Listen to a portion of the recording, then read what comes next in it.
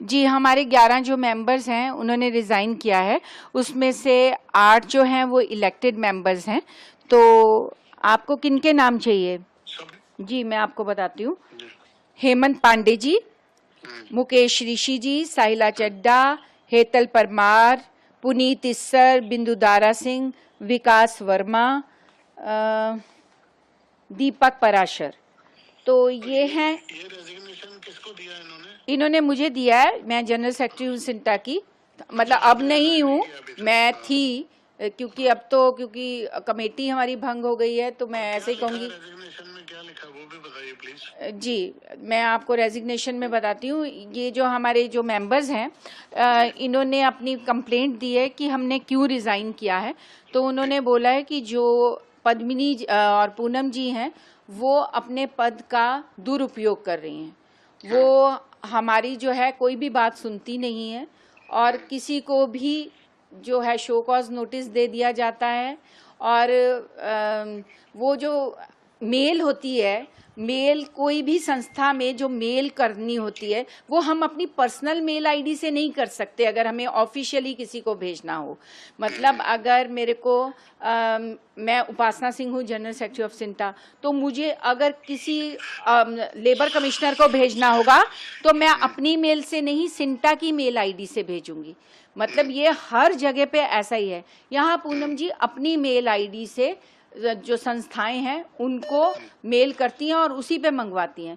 तो इससे क्या फायदा होता है? फायदा कुछ नहीं, लेकिन इससे ट्रांसपेरेंसी तो नहीं रहती ना। मतलब हमें क्या पता कौन सी मेल आई, हमें क्या पता कौन सी मेल की गई। ऑफिस पे नहीं है। हाँ, तो ऑफिस की अगर उससे होगा तो हमें तभी पता चलेगा ना कि क्या हो रहा है सिंटा में। तो मतलब ऐसा होता है। फिर कभी भी किसी को भी कोई पोस्ट चेंज कर दी जाती है, कभी किसी को भी रिजाइन दे मतलब उसका कार्ड कैंसिल किसी भी एक्टर का कर दिया जाता है, और अलग अलग तरह से हमें टॉर्चर भी होता है बहुत। तो उन्होंने कई जो मुद्दे हैं वो उन्होंने लिखे हैं। मैं आपको बताऊं, कोई भी 11 मेंबर्स, थोड़ा बहुत बता दो हाँ मुझे प्लीज। जी, तो जो हेमा मालिनी जी का भी जो शो हुआ था अभी, तो ऐसा कहा गया कि 5 लाख रुपया पद्मिनी जी जो हैं वो सिंटा में लेके आई हैं, जबकि हेमा मालिनी जी के हम बहुत आभारी हैं। उन्होंने कहा कि 5 लाख रुपया फेडरेशन को और 5 लाख रुपया सिंटा को दिया जाएगा। फेडरेशन को पूरा 5 लाख मिला, हमारा जो 5 लाख था उसमें पद्मिनी जी ने 60,000 की तो प्रेस कॉन्फ्रेंस की, और उसमें और भी चीज़ों के खर्चे हुए। तो लोगों को ये बताया गया कि हमें 5 लाख मिला और पद्मिनी जी लाई, जबकि हेमा मालिनी जी ने दोनों जगह भेजा था, उनको पूरा 5 मिला और हमें तकरीबन 4-10 तक मिला।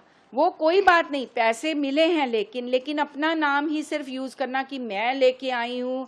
और ये जो जितना पैसा ये चला गया, जो 60,000, वो सिर्फ और सिर्फ अपनी पब्लिसिटी के लिए उन्होंने यूज़ किया है।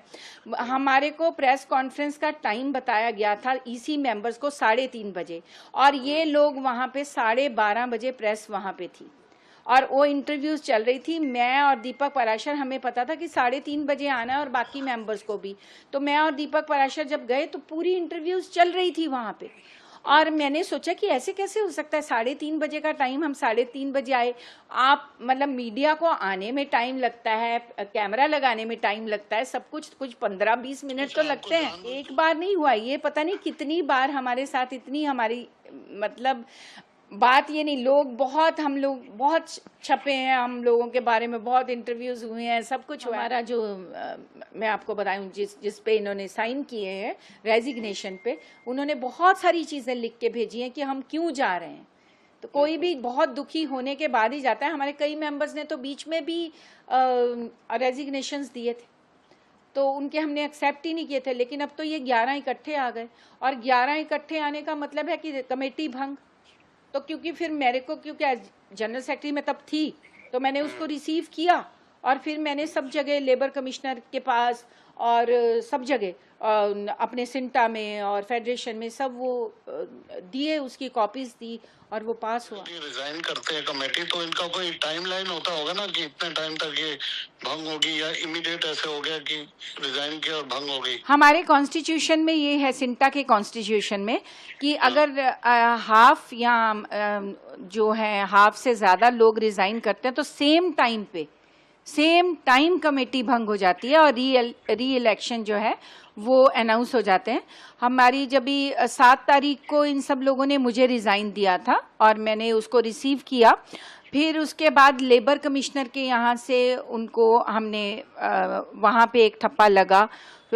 उसके बाद फिर हम लोग सिंटा में उसको लेके गए, वहाँ से भी हम लोगों ने स्टैंप लगवाई। उसके बाद फिर फेडरेशन में गए, जो हमारी मदर बॉडी है, उनको भी इतला करना होता है कि हमारी ये कमेटी भंग हो गई है, तो वहाँ पे भी हमने किया। और हम चाहते हैं कि हमारी मदर बॉडी फेडरेशन जो है वो फेयर इलेक्शन कराए और जो रजिस्ट्रार हैं वो भी इसमें वो भी आएँ और देखें, ताकि इलेक्शन जो है वो स्मूथ हो और एकदम सही इलेक्शन हो।